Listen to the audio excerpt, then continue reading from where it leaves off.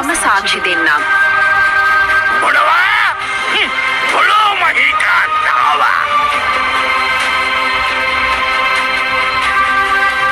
මෙහි වැඩ සිටින මේ මහා පුරුෂ රත්නය සාරා සංඛ්‍ය කල්පලක්ෂයක් පෙරුම්දම් පුරාගෙන ආවේ මේ ආසනයේ මත වැඩ සිටින්නයි.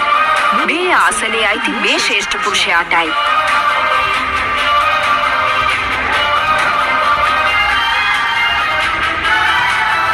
ඒ මොහොතේම ගිරි මේකලා ඇතුළු බිමට වැටුණා. ඒ මත සිටි පවිතු මාරයාද වැටුණා. සසර පුරාවට වැඩූ මහා ගුණබලයේ ඉදිරියේ පැරදුන මාරයා සහිත සේනාව සීසීකට දුව ගියා.